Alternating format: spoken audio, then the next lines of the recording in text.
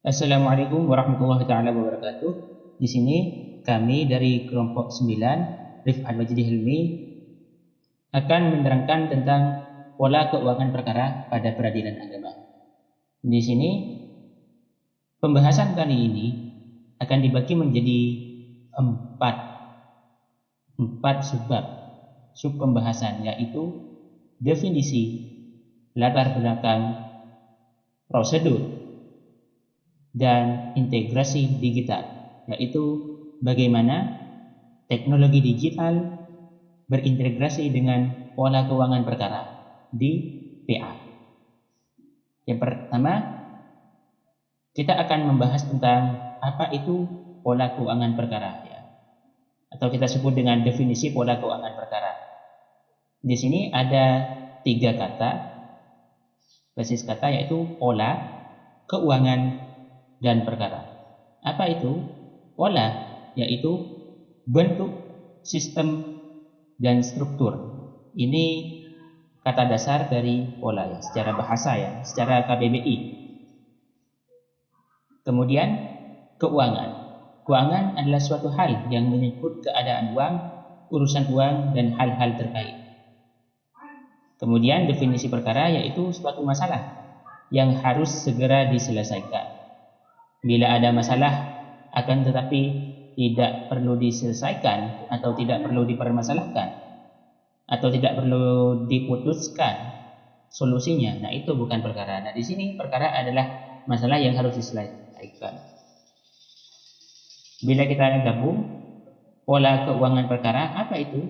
Yaitu sistem pengelolaan urusan keuangan dalam tata kelola perkara peradilan. Ini dalam istilah hukum, ya, tidak kepada istilah yang lainnya. Jadi perkara yang dimaksud adalah perkara yang terregister atau terdaftar di pengadilan. Jadi ini adalah definisi dari pola keuangan perkara.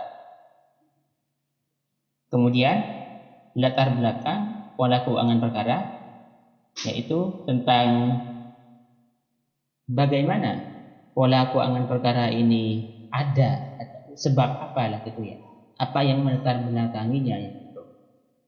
Jadi gak serta-merta eksistensi dari pola keuangan perkara ini ada secara tiba-tiba di dalam sistem peradilan agama.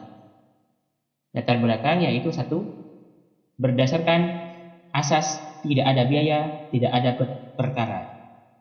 Asas ini, asas tidak ada biaya, tidak ada perkara, adalah suatu asas hukum yang menitik beratkan bahwasanya pekerjaan hukum, pekerjaan keadilan, dan hal-hal terkait itu berbiaya, ya.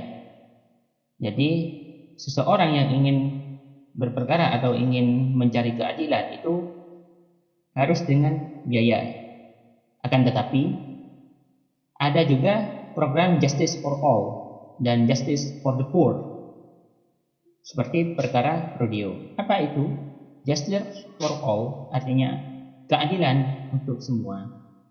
Ini semua orang, ya, tidak memandang dia itu ekonominya sedang-sedang ataupun miskin. Jadi keadilan dapat diakses oleh semua penduduk, ya, termasuk yang miskin. Dan juga justice for the poor, keadilan untuk yang miskin. Nah, di sini adalah untuk menyejawantahkan atau mengaplikasikan program ini, ada di Indonesia namanya perkara prodeo, yaitu perkara yang gratis, ya. Jadi pendaftarannya gratis, tidak dipungut biaya. Kemudian juga ada latar belakang mewujudkan good governance dengan meningkatkan tingkat akuntabilitas. Pola keuangan perkara, kegunaannya di sini, salah satu kegunaannya adalah untuk dapat melacak larinya uang atau menjawab pertanyaan simpel seperti ini. Uang yang ada itu dibelanjakan untuk apa saja? Untuk ini atau untuk itu? Ya, jadi tingkat akuntabilitas yang tinggi itu artinya apa? Dapat gerak-gerik organisasi, baik itu tentang uang ataupun hal lainnya, itu bisa dilacak. Dan ini adalah salah satu prasyarat dari good governance. Itulah latar belakang pola keuangan perkara. Kemudian dilanjutkan dengan prosedur penanganan pola keuangan perkara. Jadi, apa saja prosedur-prosedur yang harus yang harus ada dalam pola keuangan perkara, atau isinya apa saja langkah-langkahnya, langkah-langkah memanajemennya. Di sini sesuai dengan aturan yang lama, aturan yang tanpa integrasi digital, masih berbentuk buku atau kita sebut dengan tradisional. Kita bahas menjadi dua subbab, yaitu pemakaian biaya, jadi uang untuk apa saja, kemudian ada pencatatan. Jadi keuangan tersebut dicatat dengan metode apa lah gitu, dengan bagaimana sih langkahnya. Pertama, pemakaian biaya. Biaya perkara bisa dibelanjakan untuk panggilan penggugat, tergugat, dan saksi. Kemudian biaya pemanggilan saksi ahli jika perlu. Lalu biaya pengambilan sumpah, biaya penyitaan, biaya eksekusi. Jadi rumah disita atau rumah tersebut dieksekusi seperti keputusan pengadilan untuk disuruh membongkar rumah tersebut, itu berbiaya, biaya ekskavatornya, biaya keamanannya, lalu ada biaya pemeriksaan setempat. Kemudian biaya penyampaian amar putusan, dan terakhir biaya lainnya sesuai perintah ketua pengadilan. Jadi ada biaya-biaya lain di luar biaya yang 7 ini, yang mana itu tidak akan kami bahas di sini karena yang 7 itu utama dan yang lainnya itu adalah sampingan. Kemudian pencatatannya.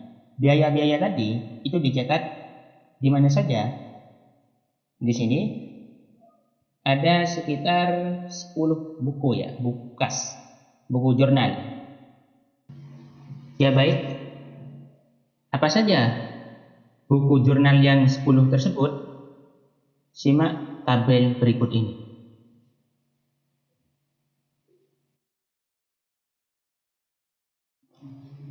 Ya, di dalam tabel ini ada 10 macam buku jurnal yang gunanya untuk mencatat hal-hal yang terjadi atau dikerjakan yang berhubungan langsung dengan keuangan. Di sini ada buku jurnal perkara gugatan dan buku jurnal perkara permohonan yang masing-masing yaitu KI PA1 garing G dan KI PA1 garing P yang digunakan untuk perkara tingkat pertama, gugatan dan permohonan. Dimulai dengan penerimaan panjar dan ditutup pada tanggal perkara diputus.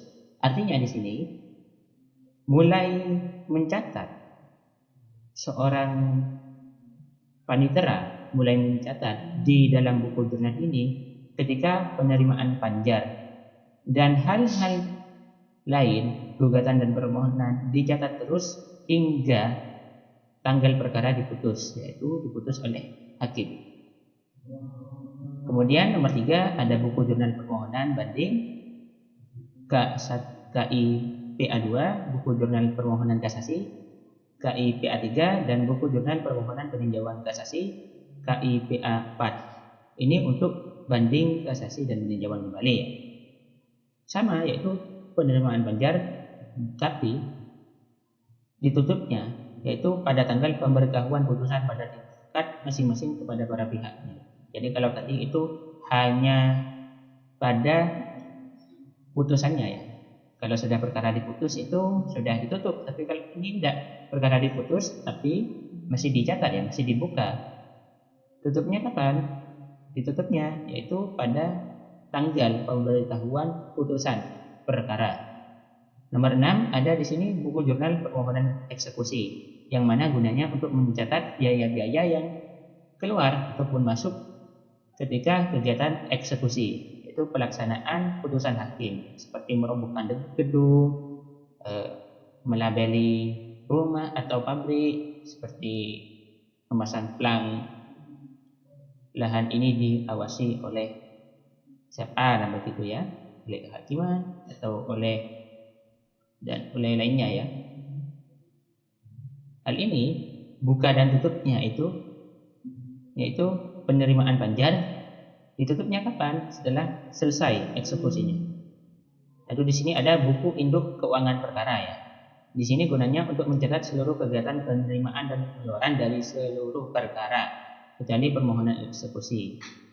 Di sini ada urutnya yaitu tanggal penerimaan dan pengeluaran dalam buku jurnal yang terkait. Ini pencatatannya dimulai setiap awal bulan, ditutupnya apa? Pada akhir bulan.